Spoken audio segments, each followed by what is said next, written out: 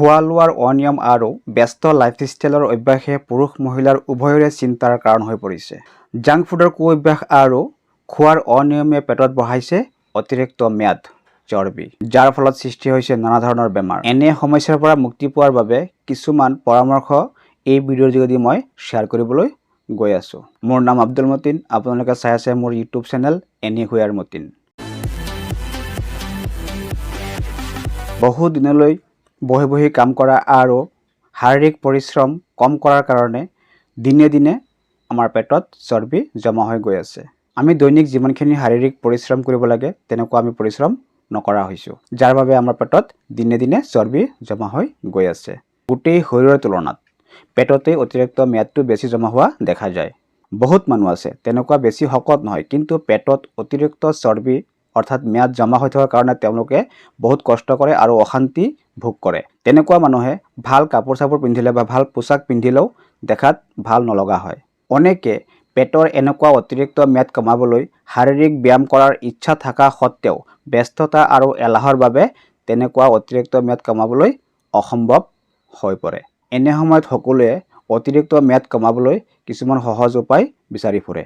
বহুতে আকৌ ডায়েটিং কৰে, খাদ্য খোৱা কমাই দিয়ে। ভুল ধাৰণা।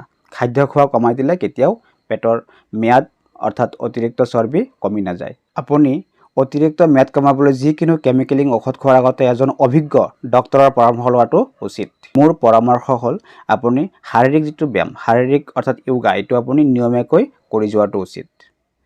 তাৰোপৰি আহক আমি এতিয়া ঘৰুৱা কিছুমান ৰেমিডিছৰ বিষয়ে আলোচনা কৰোঁ, যিবিলাক ৰেমিডিছে আপোনাৰ তেনেকুৱা ম্যাদ কমোৱাত অৰ্থাৎ অতিৰিক্ত চৰ্বি কমোৱাত বিশেষভাৱে সহায় কৰিব। আৰু এনেকুৱা ৰেমিডিছ অৰ্থাৎ এনেকুৱা উপকৰণ ব্যৱহাৰ কৰিলে কোনো ধৰণৰ ছাইড ইফেক্ট নহয়।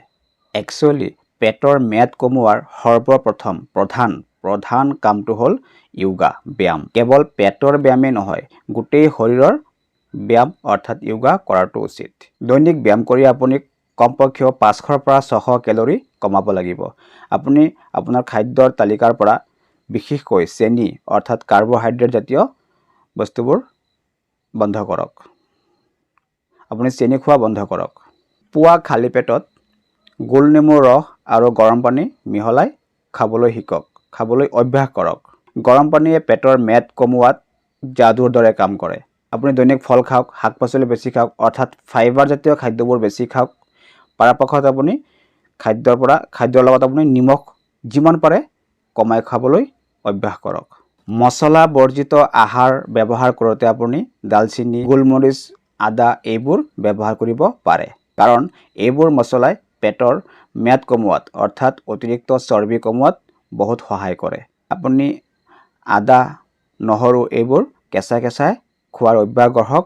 এইবোৰে পেটৰ বা শৰীৰৰ ম্যাদ কমোৱাৰ উপৰিও চৰ্দি, কাহ আৰু অন্যান্য বেমাৰৰ ভাল কাম কৰে।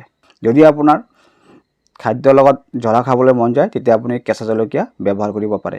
মুঠতে অতিৰিক্ত ম্যাদ কমাবলৈ য়োগা, ব্যায়াম বাধ্যতামূলক। সেইটো আপুনি কৰিবই লাগিব। আপুনি সময় উলিয়াই সেইখিনি কাম দৈনিক কৰি যাব লাগিব। আমি এই ব্যস্ততাৰ মাজেদিয়ে আমাৰ যিটো নিজৰ কাৰণে কমচে কম অলপ সময় উলিয়াই আমি সেইখিনি কাম কৰি যাব লাগিব।